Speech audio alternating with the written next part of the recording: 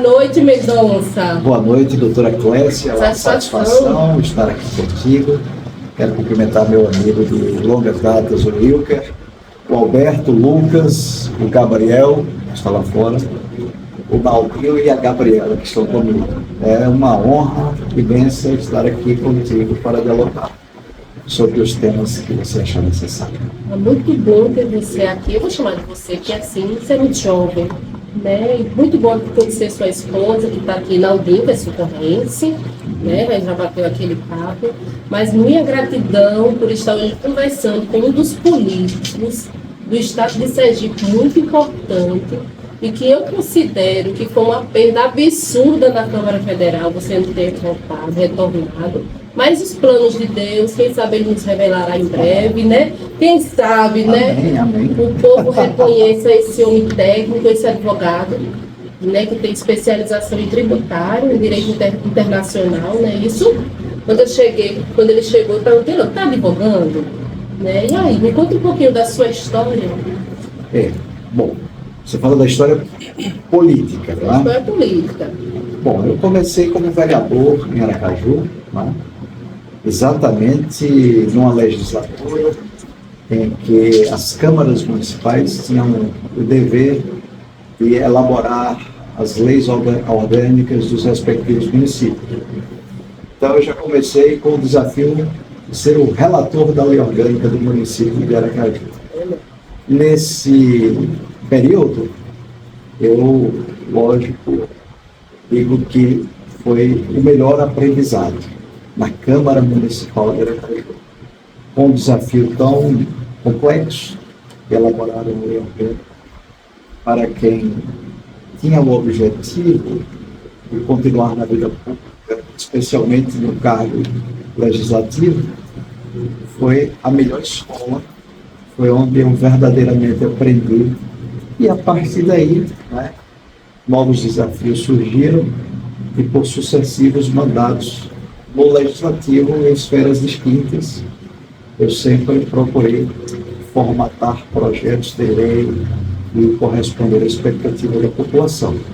Então, 3 vezes vereador, passei período na Assembleia Legislativa e 3 vezes deputado federal, sempre procurando fazer um trabalho como legislador e fiscal dos atos do Poder Executivo. Eu sempre gosto de frisar isso, porque acho que nos dias atuais nós temos uma distorção no que concerne à competência do parlamentar. Não falo competência relativa à inteligência, eu falo competência em termos de limitações ou de atribuições dos parlamentares, né? Então eu sempre acreditei naquele que tem o desejo de concorrer à eleição para ocupar um cargo legislativo, para ser legislador e fiscal dos atos do Poder Executivo. Muitas vezes eu ouço pessoas dizendo, eu quero ser deputado porque eu vou indicar a emenda, porque eu vou fazer isso, vou fazer aquilo. E eu tenho as minhas convicções sobre a competência de cada, vamos dizer assim, de cada atribuição nos seus respectivos cargos. Que é um prefeito, que é um vereador, que é um deputado, que é um governador, que é um senador, que é um presidente. Cada um tem a sua atribuição. Sim. Bom, então, foi esse percurso que fiz como detentor do mandato eletivo. Mas também ocupei funções no executivo, tá? Sim. Eu fui secretário de administração do Estado, fui secretário de Segurança Pública do Estado, fui presidente da Insub do município, e aí acumulei outros cargos, como secretário de Turismo, da Indústria e Comércio, fui secretário, fui presidente da Agência Reguladora dos Serviços Públicos. E ocupei vários cargos também no Legislativo, funções como presidente da Comissão de Segurança Pública e Combate ao Crime Organizado, vice-presidente da Comissão de Constituição e Justiça da Câmara dos Deputados, e aí por diante. Então essa bagagem tem, né? Bagagem tem, né? Acho que cumpri a missão que o povo me confiou, né? E olhando para essa trajetória toda, de onde vem essa motivação para estar na vida pública? Porque recentemente nós estamos vendo um retorno de Mendonça muito mais como é que eu posso falar, muito mais firme. Mendonça me parece que está voltando, não aquele negócio vou devagar e sempre, mas ele vem se pautando na mídia, né, vem se mostrando de uma forma que não tem quem não esteja vendo Mendonça por aí, né? E olhando para essa história, de onde vem essa motivação? Porque eu já estou doida para perguntar, Mendonça vem candidato, mas aí é já, viu, gente? Doutora Cláudia, na verdade, eu voltei à mídia, né, como nós costumamos falar, em função de um assunto específico. Eu gosto de falar sobre geopolítica, participar de debates, de proferir palestras, e por ocasião desses confrontos, né, Rússia e Ucrânia principalmente, eu comecei a emitir opiniões, né, sobre esse tema. E em uma determinada entrevista, no formato de podcast, Sim. eu falei algo que acho que chamou a atenção. E a partir daí eu comecei a ser convidado para participar de vários eventos e participar de entrevistas. Foi a partir disso que começou esse burburinho que eu nem tratava desse tema. Mas agora, por gostar muito da atividade política, por ter a atividade política, acho que por sangue, né? Então eu estou retomando as atividades para me colocar na condição, eu diria, de um pré-candidato, mas decidi definitivamente só a partir de outubro. Olha só, boa notícia para nós, né? Bem, quem sabe Mendonça Prado, seu retorno assim, maravilhoso, porque só tem que agradecer o debate, né? Eu acredito que foi o direito internacional que fez emitir, né, essa opinião, de colocar nesse momento de opiniões em relação à guerra, como você falou, né, Ucrânia, Rússia. E aí vem toda uma ascensão novamente, né? Vem surgindo novamente. É uma pena que eu não vou cantar Mendonça Prado 2510. Mas fica à vontade. Teremos Até outra música, né? O partido ele não existe mais e certamente o número não será mais esse. Então, o número está com o PRD, então né? não será, vamos dizer assim, uma campanha antecipada, né? O número eu acredito que está com o PRD, né, Wilker? E aí, mas foi muito bom ter você na política de Socorro, no estado de Sergipe. Né? Na sua visão, a Câmara Federal, o Senado, está bem representado hoje? Eu acho que há uma distorção, né, do que significa um deputado, do que significa um senador. Eu, às vezes falo, os parlamentares ficam chateados comigo, mas eu tenho que falar o que penso, não o que os outros querem que eu fale, né? Sim. Como falei inicialmente, um deputado é um representante do povo eleito por um Estado brasileiro para representar todos os brasileiros, independente do Estado. Nós temos no país um sistema bicameral, que é um sistema congressual, onde há deputados numa Câmara e senadores representando os respectivos estados. Sim. Que é o deputado? Um representante do povo que tem como missão principal legislar, sentir o movimento, a dinâmica social, aperfeiçoar, aprimorar as normas, criar novas, atualizar as antigas e fiscalizar os atos do Poder Executivo. E em determinados instantes, se necessário for, até processar autoridades. É para isso que se constituem as comissões parlamentares de inquérito. Infelizmente, o que é que vejo hoje? Vejo hoje deputados se colocando na condição de chefe do Executivo. Qual é a principal atribuição do chefe do Executivo? Executar, especialmente o orçamento público. Não é?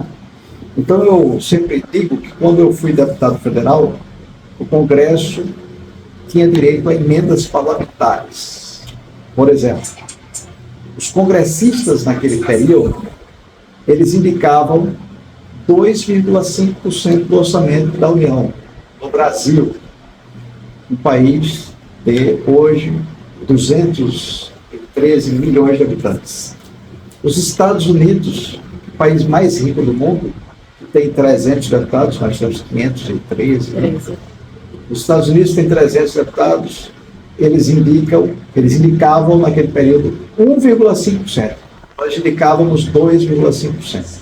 Já era um valor exorbitante. E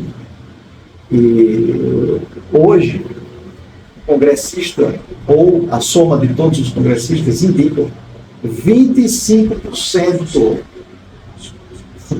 dos valores discricionários do orçamento da União. 25%. Então, o fato de indicar pela vontade do próprio parlamentar significa dizer que nós estamos tendo uma distorção no Brasil. Elegemos num sistema presidencialista um presidente de mãos atadas.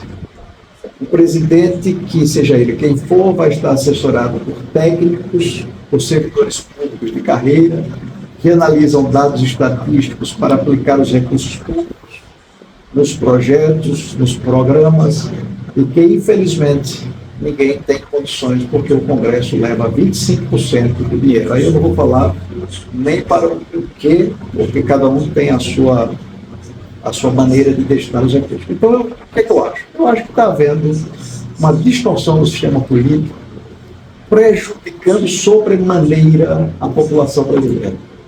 Porque ninguém neste país conseguirá formular políticas públicas ou projetos, por exemplo, de execução de obras estruturantes, sem dinheiro, seja Lula, seja Bolsonaro, seja quem for. Então, para concluir, eu acho que o Brasil precisa de um freio de arrumação para que o Legislativo volte a ser o poder que legisla, o Executivo o poder que executa, e o Judiciário o poder que interpreta as leis. Porque hoje o que nós temos é uma sobreposição em um país, em um Estado disfuncional. Essa é a realidade. Então, eu acho que nós precisamos corrigir essa distorção. Se por um acaso, né, participar de uma campanha eleitoral, pode ter certeza que um dos itens que eu quero colocar para o debate é que a população precisa enxergar emenda parlamentar não como uma benfeitoria para determinados lugares, mas como um instrumento que está causando uma distorção e prejudicando sobremaneira todos os brasileiros. Porque o país precisa de organização, o país precisa de projetos, o país precisa definir a aplicação dos recursos de acordo com os dados estatísticos, com os índices de desenvolvimento humano. Como é que um cidadão, no meio de 213 milhões, define a aplicação de, por exemplo, 50 milhões de reais sem ter em mão um dado estatístico? Será que é melhor ele realmente fazer determinada obra ou aplicar os recursos numa unidade de tratamento intensivo, ou numa obra de saneamento básico, ou na duplicação de uma rodovia que corta o estado, não precisa nem dar o exemplo que nós temos aqui, e assim sucessivamente. Então, eu acho que o parlamento brasileiro ele está exacerbando, está criticando muito o judiciário, aquela velha frase, não é? Olhando o cisco no olho do outro e deixando enxergar a trave nos seus próprios olhos. É verdade. Você falando, Mendonça, eu estou aqui encantada. Você está falando, e eu estou lembrando que recentemente a Câmara Federal, os deputados, tentou aumentar o número de deputados, né? E acho que o presidente da República vetou.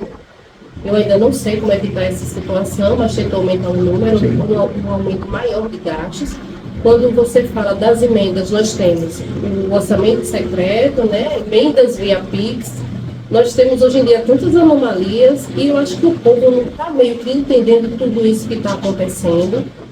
Infelizmente, ainda, minha grande crítica, né? E por tudo que eu vivenciei aqui na política de Socorro, como pré-candidata, como candidata a prefeito daqui de Socorro, o povo ainda trocando o seu bem maior que é o voto depois da vida, porque o voto é vida, o povo ainda não enxergou, o cidadão ainda não enxergou muito isso, porque quem precisa do SUS, precisa de um SUS atuante, de um SUS resolutivo, quem precisa de uma escola, precisa de uma educação, então ainda não enxergou que o voto passa por tudo isso e o voto é vida. E aí a gente ainda vê pessoas votando pela latinha de cerveja, uns R$50, né, e políticos que não são bons, eu costumo dizer, não tão bons assim, sentados numa cadeira, né, legislando colocando emendas em determinados locais apenas por isso. Né? Quando chega em um momento de um político declarar determinada emenda para uma determinada situação que não vai atender a grande massa, eu acho que a política, enfim, chegou em um momento que está na hora de parar tudo, dizer, vamos recomeçar isso aqui, de alguma forma. E eu não vejo outra forma que não seja pela educação. Eu sou advogada, eu sou filha de empregada doméstica, mas meu pai era petroleiro. Então, mas toda a criação que eu tive, toda a força, todo o incentivo veio muito da minha mãe. E quando eu vejo que ainda filhos de empregados domésticos e pessoas de baixa renda ainda não conseguem escalar uma educação de qualidade, isso muito me incomoda. Porque é essa grande massa que vai para a urna. E quando ela não entende realmente o seu papel na sociedade, ela não consegue entender que ela é a grande responsável de políticos ruins estarem nas cadeiras que vão decidir a nossa vida, isso me deixa muito incomodada. Então eu sou apaixonada pela educação porque eu vim da educação, estudo que um dia dá certo. E vem dando, graças a Deus, quando eu sento na frente de uma pessoa que está reclusa ou que está detida, momentânea, eu fico muito feliz em poder ajudar até com o conselho que eu dou. Mais cedo o rapaz disse assim, doutor, estou precisando de uma terapia, você precisa de uma terapia, porque é preciso você cuidar do outro. Né? E infelizmente me parece que está tudo de qualquer forma, como você disse, é muita crítica ao judiciário, e eu resisto a essas críticas, viu? A justiça eu resisto, porque é a área que eu escolhi, né, para atuar no direito, para tudo isso. E eu fico muito incomodada com tantas críticas, muitas vezes sem fundamento, que se fazem, né, contra juízes, advogados, e por aí vai. Mas que bom de ver aquilo, que bom que a gente está tratando sobre isso. Mas eu quero saber a sua opinião em relação à oposição de Sergipe. Como é que você enxerga essa oposição de Sergipe? Porque me parece que os candidatos que se dizem da oposição em Sergipe ainda estão muito dispersos, eles não se encontraram ainda, ou não sei o que estão esperando. Eu não gosto do tipo político ruim, que é aquele político que fica em cima do muro para ver quem qual lado vai ganhar, e aí ele toma uma posição. Né? Eu sou daquele tipo, se você não gostar da minha posição, beleza, você tem direito à opinião, mas eu estou aqui. Né? E eu tenho o direito também de mudar quando eu achar que aqui não é tão... não está seguindo a regra do que eu penso, do que eu quero militar, do que eu quero defender. Como é que está essa oposição no Sergipe? Qual é a sua opinião? Olha, na verdade eu não estou acompanhando assim de perto. Estou retomando agora, como falei inicialmente. Mas acredito que a política do Estado de Sergipe está numa fase de muda, não é assim que a gente fala com os pássaros. Sim. Nós tivemos até o último pleito a participação efetiva de líderes de uma geração que passaram décadas cumprindo o seu papel e trabalhando pelo Estado e pelo nosso povo. Me refiro à geração de João Alves, de Albano Franco, de Antônio Carlos Valadares, de Jackson Barreto, Marcelo Deda, que infelizmente nos deixou muito cedo, não é? E agora nós estamos, vamos dizer assim, com uma retomada de avaliação por parte da população para uma nova descoberta. Saber quais são os líderes do futuro. Eu acho que nós estamos nessa fase. Essa eleição vai ser uma eleição muito importante para Sergipe, porque essa eleição vai definir as novas lideranças.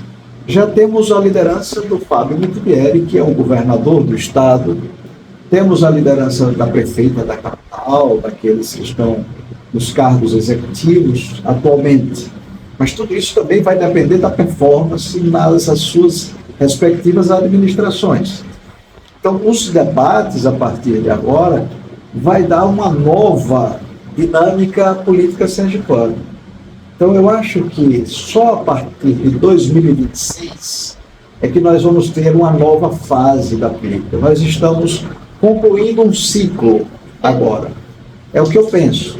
Então, eu acredito que a campanha vai mostrar nos debates, né? Vai mostrar na apresentação de ideias, uma nova fase da política de Sergipe. A política de Sergipe não está definida. como a eleição não está definida, como não tem ninguém eleito para o governo do Estado, como na oposição ainda nós não temos, no meu modo de ver, aquele nome que vai representar verdadeiramente aquele que vai confrontar o governo. Hoje nós estamos aqui num veículo de comunicação ultramoderno, que é a internet, o podcast. Então, nós não podemos mais dizer, olha, quem vai fazer parte é fulano e beltrano porque tem uma estrutura de comunicação e isso e aquilo, não é? Não, eu acho que está muito cedo para a gente falar sobre candidaturas de governo e de oposição.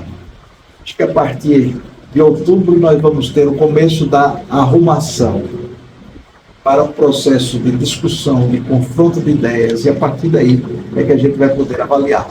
Mas acredito que a oposição em Sergipe, eu lhe confesso que eu não posso ainda dizer qual é a oposição mais consolidada. Tem uma oposição mais à esquerda, tem uma oposição mais à direita. Eu ainda não consigo identificar quem está verdadeiramente no governo e fora do governo. Eu não sei, né? Eu realmente não sei. Eu estou retomando as conversas. Às vezes penso que a pessoa é de oposição, daqui a pouco você fulano tem um cargo no governo, não é oposição. E aí, assim por diante. Mas acho que esse vai ser um ano muito importante para as próximas décadas do Estado de Sergipe. E como prioridade, assim, para o Estado de Sergipe? Mendonça enxerga, isso aqui tem que ser prioritário para Sergipe? Olha, eu acho que no Brasil, como toda prioridade hoje, é o sistema educacional, né? É a base de tudo. Eu sempre costumo dizer que a esquerda teve boas ideias sobre o sistema educacional. Lá na época do Leonel Brizola, por exemplo, no Rio, eles criaram o CIEPS como um grande modelo, que eu acredito, e não sou um homem de esquerda, que é um sistema educacional bom. O sistema educacional é a escola integral em tempo integral. Criança entrando na escola às 6h30 da manhã e saindo às 18 horas, com café da manhã, almoço e janta, ou jantar. Aulas do currículo durante o período da manhã e no período da tarde, atividades lúdicas, aula de reforço e assim sucessivamente. Por que isso? Porque é o que está fazendo diversos países superarem todas as dificuldades. Eu costumo dizer que a China hoje é o grande concorrente dos Estados Unidos e este ano já exportou mais manufaturados do que os Estados Unidos. E há 50 anos atrás era um país mais atrasado do que o Brasil. Tá? A Coreia do Sul era um país mais atrasado do que o Brasil. Só que no Brasil nós não temos um carro brasileiro. Nós somos um grande parque industrial de empresas multinacionais. E às vezes o brasileiro não presta atenção nesse importante detalhe. O parque industrial nosso é formado pela Fiat, que é italiana, pela Volkswagen, que é alemã, pela Ford, que é americana, não é? Pela Renault agora, que é francesa, pela Kia, pela Hyundai, que são coreanas, pela Honda, pela Toyota, pela Mitsubishi, que são japonesas. Ou seja, nós não temos nada. Por que não temos nada? Porque não temos um sistema educacional de qualidade, que é isso que muda o país, porque é isso que traz prosperidade. Então, qual é o problema do Brasil? Falávamos em off há pouco. O problema do Brasil é porque não se investe no sistema educacional de qualidade, como investiu a Coreia do Sul, como investiu a China, como investiu a Finlândia, como investiu os Estados Unidos, né? E assim por diante. Então, o nosso problema é educacional, de formação. E agora, na era da tecnologia, nós temos que ir para um processo educacional concomitantemente com o processo de inovação, de tecnologia, de formação de jovens para o mundo que está começando, né? Da inteligência artificial e assim por diante. Senão nós vamos ficar para trás. O que sustenta o Brasil hoje é o agronegócio, porque as duas únicas empresas que deram certo no país foram a Embrapa, que foi quem transformou a nossa produção agrícola e, e o nosso agronegócio na mola propulsora do desenvolvimento, e a Embraer, que é a nossa empresa de aviões. Mais nada temos no Brasil. Essa é a realidade. Por isso que quando o americano dá um espirro e aumenta a tarifa de 50%, nós sofremos aqui no país. E lá, para eles, significa apenas menos de 1% de tudo que eles importam. Ou seja, nós não podemos ser dependentes de americanos, nós não podemos ser dependentes de chineses, nós não devemos ser dependentes de ninguém, porque nós somos um povo inteligente, competente, nosso país é um país rico, mas as autoridades não priorizam aquilo que é o que pode transformar esse país. Em algumas décadas, obviamente, nós temos que ter paciência e pensar nas próximas gerações. Então, qual é a prioridade? Educação. Exato. Você falou da China, quando você falava de educação, eu pensei logo na China. E aí, recentemente, eu vi uma matéria, vim até procurar, porque graças a Deus nós temos internet, né? Que bênção, né? Coloquei aqui crianças de 7 anos na China, porque eu tinha visto essa matéria recente na TV, a China anunciando que agora é obrigatório o ensino de inteligência artificial nas escolas a partir de 6 anos de idade. Como está avançado, né? Então, são as crianças estudando inteligência artificial e daqui a pouco vai estar exportando toda essa mão de obra e vai estar o país crescendo cada dia mais. Mas como pensar tudo isso, Mendonça, se nós estamos diante de uma guerra interna, porque nós estamos no meio de uma guerra, nada próximo à Rússia e à Ucrânia, mas fico eu aqui pensando se politicamente não é parecido conosco, né? Entre o nosso sistema eleitoral, um grupo político que ganha e se impõe, outro grupo político que perde, que muitos falam que não aceitou a derrota, deputado federal que vai para fora do nosso país e diz que tem diálogo com o presidente americano, e aí fica essa guerra, esse jogo que muito me parece aquele jogo de ego, né? Você não pode, eu não posso, você não pode, eu não posso, e o povo está sofrendo. E quem mais sofre disso é a grande massa, né? O pobre.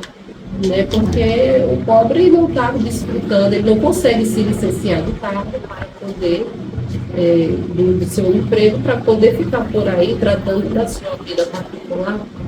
Então, eu fico muito preocupada em relação a isso. Você falando, eu gostaria muito que a educação tivesse fortalecido a esse nível. Mas como ter uma educação fortalecida com essa questão eleitoral que ainda não acabou? Me parece que ainda não saiu da eleição de 2022. Olha, eu acho que para mudar o nosso país, nós temos que mudar a mentalidade dos nossos políticos. Nós temos que, já que não é tão fácil, nós temos que ir em busca daqueles temas que são consensuais. Por exemplo, eu falei de sistema educacional e, vamos dizer assim, para não puxar para o outro lado, ou para um lado que defende ideias, eu falei no Léo Brizola. Sim. E falei escola em tempo integral. Mas, por exemplo, o Bolsonaro, que é uma ideologia distinta, né? É um liberal, não é um socialista, ele pensou nas escolas cívicos-militares. Cívico-militares. O que é uma escola cívico-militar? É uma escola de ensino integral, em tempo integral, com uma roupagem militarizada, de maior disciplina e assim sucessivamente.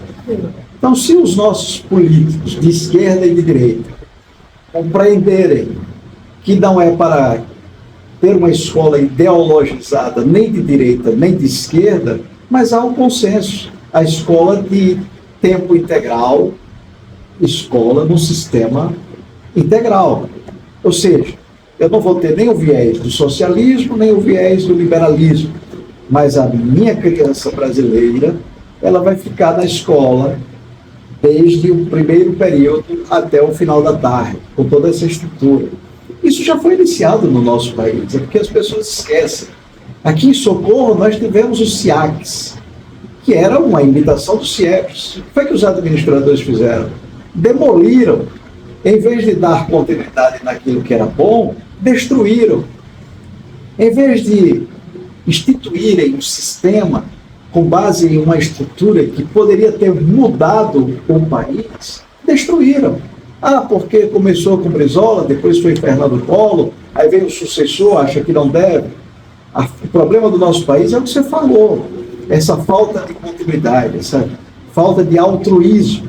Foi fulano que fez, então eu não dou continuidade. Isso é bobagem. Até porque nós somos passageiros, o poder é cíclico e é tudo muito rápido, inclusive a vida. Não é? Então não há razão para isso. Eu acho que nós devemos buscar aquilo que é consenso. Por exemplo, a política hoje está polarizada porque nós estamos trabalhando os pontos que são antagônicos. Você senta uma pessoa de camisa verde e amarela e a outra de camisa vermelha, eles não conseguem conversar. E se você falar algo que não seja em harmonia com o pensamento de alguém de um dos lados, você conquista não a amizade, mas um inimigo. Verdade. Então nós chegamos a esse ponto que não é bom. Não é bacana isso aí. Eu acho que nós temos que trabalhar uma política de consenso relativa a ideias que sejam boas para as futuras gerações. Eu não digo nem para nós, mas para os filhos, para os netos, porque a nossa geração, me permita dizer, a gente tem que trabalhar para amenizar a situação. Verdade. Que é um país que deve 9 trilhões, que tem uma das maiores populações carcerárias do planeta, que tem as taxas de dificuldades, aí eu já vou falar de modo geral, que nós temos, déficit habitacional, falta de saneamento básico e assim por diante, nós temos que falar em amenizar a situação. Mas pensar verdadeiramente e ter um projeto para o futuro, a longo prazo para as futuras gerações. Se nós pensarmos assim, e eu acho que hoje eu estou muito, muito tranquilo para falar dessa maneira, talvez até pela paz, pela tranquilidade que vivo hoje, não vivo naquela correria dos debates dos grupos, não é? Então eu acho que eu hoje estou muito tranquilo para falar dessa maneira. E eu acho que é o método correto, adequado, é o freio de arrumação que nós precisamos dar. Eu acho que o deputado tem muitas pautas importantes para defender os interesses do Brasil e da sociedade brasileira. Com certeza. Eu acho que não produz absolutamente nada aquelas discussões de confronto. Isso deixa para o debate do período da eleição. Passou isso, vamos construir uma nova sociedade. Vamos trabalhar pelo Brasil. Um novo país, exatamente. Afinal de contas, a galera que está lá está sendo remunerada pelo povo brasileiro, né, nossa? Hoje pela manhã eu estava conversando, surgiu uma pequena confusão e eu fui tratar da confusão lá na unidade que o colega é atendido. E eu disse ao pessoal, vocês precisam conversar para entender e não com a ânsia de responder. Eu acho que o debate político está muito assim hoje em dia. Ai, você é vermelho? Eu nem foi vermelho e taxa logo a pessoa e parece que a pessoa não presta. Mas enfim, né, Mendonça, vamos crer que tudo isso vai melhorar, né? Que as nossas crianças irão estar cuidando mais da política, porque eu converso muito com as minhas filhas, os meus filhos, eu tenho 4 filhos, converso muito. Outro dia, tem uns 2 anos, não tem mais, porque ela está terminando o curso de arquitetura, ela disse, mãe, vai ter greve e na minha escola vai continuar todo mundo estudando, a gente não vai paralisar para poder ajudar os professores. Aí eu disse, você fez o que com essa informação? Ela disse, nada. Eu disse, como nada? Precisa entender a política, minha filha, precisa entender os pedidos, as causas, precisa saber de que lado está, por que vai parar. Você se interessou em saber por que vai parar, porque os outros não irão ter aula, você vai ter aula. É disso que eu estou falando, é de política. Eu acho que o tema política nos lares, eu acho que está muito impossível. As famílias se desuniram muito, né, Mendonça? Com certeza. É um negócio que está... E uma coisa que eu aprendi ao longo do tempo é que nem sempre esses debates que nós fazemos hoje, eles serão significativos lá da frente. Quando eu comecei a política, não é? Quando eu fui vereador no meu primeiro mandato, eu me recordo que o pessoal mais à esquerda brigava, né, lutava, trabalhava com muito entusiasmo em defesa do emprego, ou melhor, do vínculo empregatício do pessoal que atuava no sistema bancário. Sim. Por quê? Porque estava surgindo um mundo novo, com novas tecnologias, e os bancos estavam sendo informatizados, estavam surgindo os caixas eletrônicos, e as pessoas lutavam para que isso não acontecesse, e discursava para evitar que essas inovações tecnológicas elas chegassem. Eu disse, olha, esse debate, ele é um debate infrutífero. Claro que todo mundo quer que todo mundo fique empregado, mas ninguém vai conseguir barrar a onda da modernidade, como está a inteligência artificial neste momento. Sim. Então, o que foi que aconteceu? Nós tivemos um processo que mudou tudo no mundo, foi só aqui. Então, aquele discurso, ele por si só ruiu. E se você falar nisso hoje, as pessoas vão achar que você é um troglodita, porque hoje a pessoa paga uma conta da água no telefone, paga a conta da energia no telefone, transfere o dinheiro para uma pessoa em outro país por telefone. Então não tem mais aquela fila do banco que nós tínhamos que enfrentar. Eu pergunto, quem defenderia isso hoje? Ninguém. Ou seja, as coisas mudam naturalmente com o passar do tempo, com a dinâmica da sociedade, com a produção da inteligência do ser humano, que traz para nós conquistas em todas as áreas, na área de saúde, na área industrial, na área agrícola. Então, nem sempre o debate que nós fazemos hoje, ele terá um significado importante para as futuras gerações. Muitas vezes, o debate que está sendo feito hoje, relativo a determinados temas, ele pode ser até prejudicial para futuras gerações, como esse que eu estou me referindo agora. Sim. Que se aquilo tivesse tido êxito, toda aquela movimentação, nós estaríamos hoje enfrentando filas dos bancos. Não é verdade? A velha máquina da fotografia. Pois é. Então a modernidade, ela se impõe. Essa dinâmica do avanço da tecnologia, da ciência. Bom, a única coisa que não traz atraso, a única coisa que só traz progresso, que faz uma sociedade evoluir, que faz o ser humano crescer, é a educação. Porque é esse sistema que propicia a qualquer pessoa das mais diversas classes sociais a grande oportunidade de crescer e transformar o meio em que vive e a sociedade como um todo. Quantos e quantos gênios surgiram, né? Vamos falar na política, que nós estamos aqui numa conversa política, com Enéas, né? E assim por diante. Quantos e quantos gênios, né, tiveram esse crescimento, esse protagonismo na área que atua em função apenas e tão somente do saber, do conhecimento, de tudo que assimilou ao longo do tempo. Então, assim, o debate fundamental é sobre educação. Esse nunca vai cair de moda.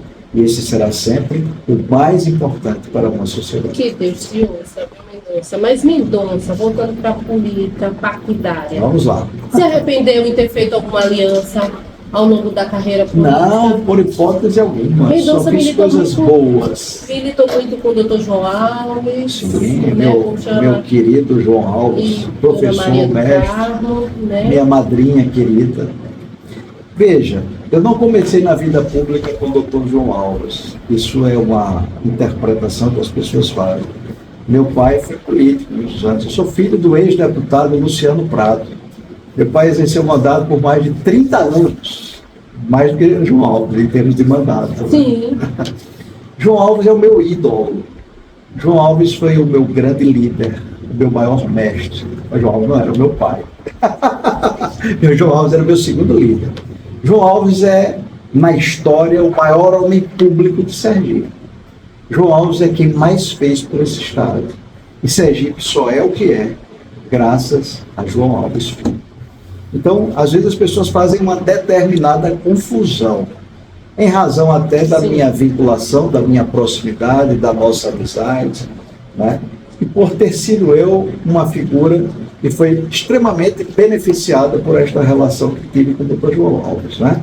Por ele ser um grande líder, um homem de grande densidade eleitoral, assim como o doutor Maria do Carmo, eu fui, obviamente, um dos beneficiários desse prestígio junto à população sergipana. Mas tenho certeza absoluta que, enquanto estive com João e Maria, sempre fui também um defensor, um apoiador, e poucos defenderam João Alves ao longo da vida como Mendonça Prado. E eu tenho um compromisso, não com o povo, não com os políticos, mas com a minha consciência de defender João Alves até o último dia da minha vida, e faço em todos os lugares por onde passo. Você falando dessa forma entusiasmada do João, eu já estive com o João na adolescência, do PFL Jovem, e falando de abandono, né, Olivia? Já estivemos juntos no PFL Jovem, né? Ele chega, balançou a cabecinha ali feliz. Mas outro dia eu estava na orla com meu marido, lá tem uma sorveteria que tem sorvete de fruta, eu não posso leite, e nós estávamos refletindo quanto a orla está abandonada, aquela parte ali dos arcos, e quando o João inaugurou toda aquela parte da orla que tinha música e a água ia lá em cima, aqueles lagos todos bonitos, e como está abandonado hoje, a orla é o nosso maior cartão postal, né? E assim eu fico olhando, você falando e eu pensando, realmente, o político não vai cuidando, porque há muitos anos aquela orla abandonada, né? Olha, eu participei de uma boa parte das discussões, da formatação, da concepção dos projetos idealizados por João Alves, né? Até fui secretário dele, e era uma pessoa muito próxima. A orla, quando ele pensou na orla, ele pensou da seguinte maneira, veja a visão de João Alves. Olha, nós estamos geograficamente imprensados entre dois estados que a natureza foi generosa, a Bahia e Alagoas. Se você chegar no estado de Alagoas, o oceano é encantador, é lindo. Se você chegar na Bahia, o oceano encanta. Mas quando você chega em Sergipe, o nosso mar não é tão belo, exceto ali na região da Praia do Saco, não é tão belo quanto o mar na Bahia, em Alagoas. Aí o João, aquele insight com a sua inteligência fora do comum, o que ele fez? Ele disse, eu tenho que fazer algo que faça Sergipe, mesmo sem ter um mar que banha a Bahia e que banha as Alagoas, eu tenho que fazer algo que atraia o turismo. Então eu tenho que preparar aqui uma orla que seja o grande diferencial, que seja o cartão de visitas, a sala de visitas do estado de Sergipe. E fez dessa maneira. A orla é para colocar a gente no patamar de competição com Alagoas e a Bahia, que os dois estados são realmente, né, beneficiários da generosidade da natureza, pela beleza natural que tem. E ele fez aquilo pensando na geração de emprego, do garçom, do dono do restaurante, do cara da tecnologia, do cara do hotel, da arrumadeira, do diretor do hotel e assim sucessivamente. Então, o João, ele era um homem que ele fazia algo para ter sempre retorno para o Estado, para a nossa gente, em termos de emprego, de arrecadação de impostos para o próprio governo. Porque quando você vai no restaurante, fica um tributo para o Estado, para a União, para o município. Então, ele pensava em tudo, né? Então era realmente fora do normal, um gênio. João era uma figura que, eu vou dizer para você, eu não sei se teremos outro no estado de Sergipe. Uma figura única. Que bom, descanse em paz, né? Depois de tanto ter trabalhado. Estamos aqui Você conhece a história de Socorro? Conheço. Eu estive aqui, ainda garoto, participando do mutirão do Siri. Quando tudo começou. Oxe, meu bairro, minha casa. Quando tudo começou. Começou ali. Depois veio o conjunto João Alves. Depois os outros governadores, né, fizeram cada um a sua parte. Mas quem começou tudo Foi João. Minha sogra é da Caixa Econômica, está aposentada, meu sobrinho também. E ela sempre conta que o João ficava com os papéis embaixo do braço, na Caixa Econômica, indo para o governo federal, para liberar os terrenos daqui de Socorro, para poder construir tudo isso que é hoje, né? Os Marcos Freire. Se você pegar o mapa de Socorro, você vai ver o Marcos Freire muito localizado, organizado, a forma como foi distribuída, as vias, o Albano Franco, né? O próprio mutirão Fernando Collor, assim, Socorro. É sonho de João, né? Sim. João ficava lá lutando para poder liberar todos esses terrenos. E aí, ó, como você lembra do mutirão, eu vi do mutirão, eu sou filha do mutirão. Foi o primeiro passo da nova Socorro. Socorro já existia sede, Sim, né? sim. E alguns povoados. Mas essa região aqui dos conjuntos habitacionais começa com o mutirão. Eu tive a oportunidade de estar aqui, ainda era garotinho, mas tive a oportunidade de estar aqui naquele movimento, né? E foi uma grande festa aquele primeiro dia, né?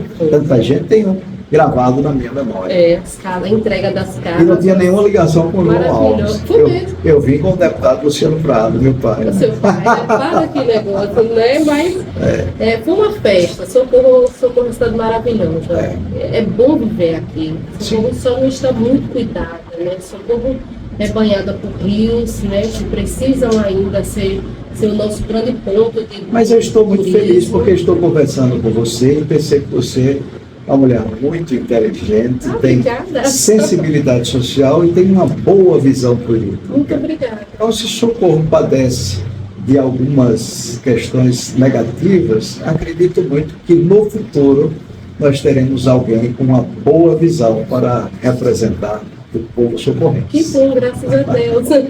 E que passou pela casa de João, né? Porque Sim. quem passa pelo PFL Jovem conviveu com João, né? Sim. Mas me diz, você como advogado tributarista, Sim. essa reforma tributária favorece a quem produz? Olha, tributação é o seguinte, nós temos um sistema tributário formatado no texto constitucional. Vamos falar do atual, né? Está lá o sistema que estabelece as competências, que delega atribuições a outros entes federados, quem é o sujeito ativo, quem é o sujeito passivo, mas na verdade tudo depende da lei complementar e das leis ordinárias. No momento em que se instituir o tributo, se estabelecer as alíquotas, e agora inventaram aí tributos de uma forma diferenciada, o tributo do pecado, o tributo do não sei o quê, e tal. Então, assim, para você avaliar o sistema tributário, acredito eu que é necessário, primeiro, aguardar a formatação das leis complementares e ordinárias, Sim. que vão trazer a estrutura daquilo que verdadeiramente será executado. Porque, na verdade, o legislador e o político atual que nos representa, me refiro a todos, né, falam sobre um direito tributário, sobre um sistema tributário que vai entrar em vigor muitos dos seus dispositivos em 2030. Então, assim, eu sempre falo sobre esse assunto, de vez em quando estou sendo convidado para participar de alguma conversa sobre isso. Eu disse, olha, sobre esse debate de sistema tributário do Brasil, que foi aprovado agora, acredito que, em relação aos seus resultados, só a mãe de Ná pode falar sobre isso. Mas eu não quero deixar você sair. Olha, nós estamos com 1 hora já de podcast, conversando. Já tem 1 hora? Parece que só tem 1 minuto. Né? A conversa tá boa. Mendonça falando de tudo, gente. Viajando o mundo aqui, ó. Nós já falamos de tributos, de processo penal, um pouco falando das questões penais. Falamos de tudo, política do Sergipe, política do Brasil, política internacional, é uma viagem, né? Mas olha, eu quero te agradecer que você propôs o projeto de lei, né? E foi muito mal interpretado por isso na época. Eu escuto, eu gosto muito de rádio. Eu adoro rádio. Eu vou levar os meus meninos escutando e vou passando, tudo quanto é rádio pela manhã, radialista, começo Narciso Foca, vou para Paulo Souza e Fabiana, vou escutando tudo que eu posso escutar. Meu marido também é assim. Acho que o menino, quando entra dentro do carro, dá vontade de fazer assim, porque, meu Deus do céu, todo dia a mesma missa. E você propôs um projeto de lei muito interessante que recentemente voltou para a pauta e para a pauta das discussões, né, que foi a castração química. Né, eu pesquisei muito a castração química. E hoje, como é que você está vendo esse novo debate dentro de toda essa modernidade que está existindo com a ausência ampla do debate? Né? Porque o nosso país ele está muito para punir, né? Mas ele não se preocupa com a base, para que os meninos não se tornem homens que a gente tem que punir. Quando você falou das escolas, eu estudei criminologia e eu observei, todos os criminologistas, eles observam que as escolas são muito parecidas com as cadeias, com os presídios. A forma de sala é tudo bem certinho, tudo tão igual, né? Como se a gente estivesse já prevendo o futuro.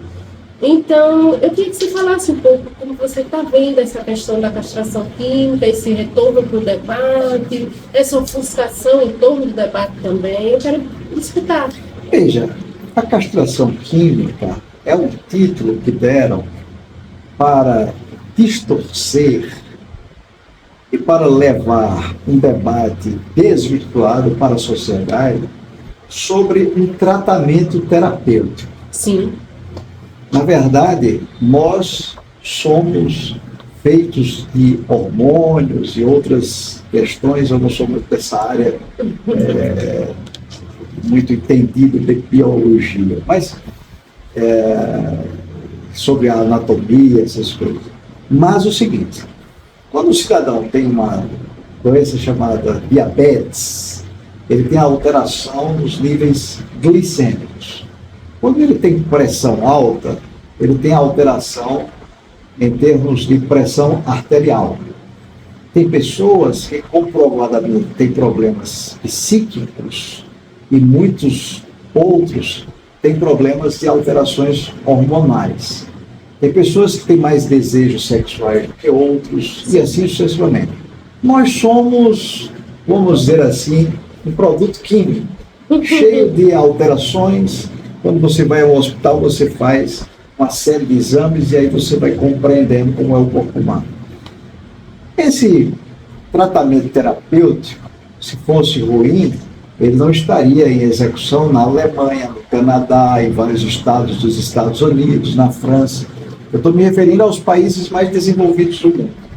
Usaram essa nomenclatura ou esse título para distorcer e fazer com que, no imaginário da população, tivesse a figura do alicate, do facão, do porrete, né? Da capação do carneiro. Então, assim, em vários países, a reincidência de crimes sexuais, como estupro, em vários países, esse crime foi reduzido em cerca de 80% em função de um tratamento terapêutico, que nada mais é do que o uso de uma substância, no formato de uma injeção, que se injeta e o cidadão deixa de ter o desejo sexual. Isso significa dizer que é uma segurança para possíveis vítimas, é uma proteção para as mulheres, e muitas vezes uma proteção para o próprio homem. Por quê? Porque em muitos casos esse tratamento é usado para voluntários. E os números, os dados estatísticos não revelam poucas pessoas, mas um grande número de pessoas que sabe que não se contém, que sabe que podem praticar atos e levá-lo a cumprir pena ou ter sanções, né, fortes, que tira a liberdade, em certos países tira a vida, porque países que têm pena de morte e assim por diante, é melhor você fazer o tratamento terapêutico. Então, mesmo com todo esse debate, com essa discussão, mostrando a realidade, o debate partiu para uma discussão inadequada, desvirtuada. Mas o que me deixa muito tranquilo é que quando se fala desse tema, as pessoas lembram do meu nome. E esse tema está sendo sempre debatido, porque nunca houve nada que inibisse, que freasse, que acabasse com esse tipo de crime, que destrói a vida de muitas mulheres, porque não é o crime que atinge apenas fisicamente. Mas a senhora é criminologista, é criminalista e sabe. É um crime que afeta psicologicamente para o resto da vida milhares de mulheres no nosso país. Então eu acho que esse debate tem que se aprofundar, é um debate que tem que existir, tem que ser colocado à mesa mais uma vez, com especialistas. Toda a força e vontade, né, de tratar o assunto sem politicagem. Com especialistas.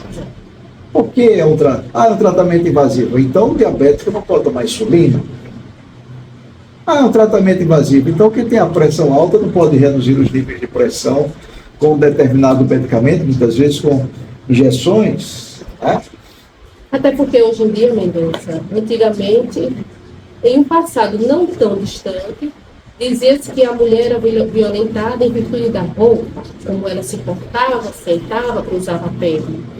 E aí, quando se traz esse debate, os estudos mostram, né, que vai desde a fralda, 2 anos de idade, eu já peguei casos onde eu estudei, né, que você vê crianças zero idade, né, sofrendo esse tipo de violência e agressão, né, por conta dessa situação, dessa ausência como você fala, não há nada que resolva esse tipo de violência no nosso país. E não dá mais para pensar que é o conceito da roupa da mulher, né, quando diz assim, foi violentada por conta da roupa, então mostra a fraldinha, que também foi violentada, que a dona da fraldinha também foi violentada, e o que foi que seduziu esse homem para que ele cometesse essa violência? Não é? Então é um tema que realmente precisa se debater. E olha, eu desejo muito, muito, muito, muito que a política toque forte aí no seu coração. Né? Daquela forma que não pode, de forma alguma, você ficar quieto, que todas as noites tem quieto. Porque nós precisamos de bons políticos debatendo esses temas bons para o nosso país, que proteja a mulher, que a cada 6 minutos uma mulher estuprada nesse país. Exatamente. A cada 6 minutos uma mulher morta nesse país. Né? Então, são situações, quando eu falo da mulher, a mulher de 0 idade, a de 5, a de 10, a de 15, a de 20, a de 30, todas as classes sociais. Então, é um mal que precisa ser tratado da forma como você falou, com responsabilidade. Olha, eu não vou falar nem sobre o que vi ao longo da minha longa estrada em órgãos que lidam com a violência. Mas, pelo que assisto na TV, como qualquer cidadão, quantas e quantas vezes você vê, por exemplo, um pai que estuprou uma filha de 4 anos de idade. Eu não estou nem falando de estranho, de um tio, de um primo que estuprou uma criança de 5 anos de idade. Que é onde mais acontece, no seio da família. Uma pessoa dessa não é normal. E fatos dessa natureza se repetem. Bom, se tem alguma ideia melhor, coloque em prática. É verdade. Mas olha, muito bom te ter aqui. Eu quero fazer novamente o convite, porque o diálogo é bom. É bom. Eu quero que fique gravado no YouTube, que as pessoas possam assistir 1, 2, 3. Mendonça tem muito a contribuir. É de uma... Eu não gosto de falar narrativa, porque hoje parece que você monta, né? Esse negócio da narrativa, né? De um conhecimento amplo, muito bom. Você fica encantada. Muito obrigada por você ter vindo aqui em Socorro, né? No Marcos Freire 2. E daqui para lá é Marcos Freire 1, daqui para cá já é o 2, para tratar aqui no podcast de tudo que foi te perguntado. Foi livre, não teve nada combinado.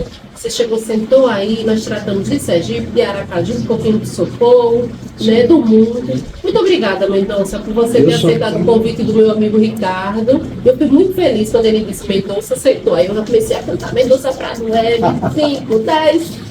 Muito obrigada mesmo. Eu é que agradeço, fiquei imensamente feliz de estar aqui, de bater esse papo, especialmente estar aqui. Na verdade, o podcast, nós estamos no planeta, né?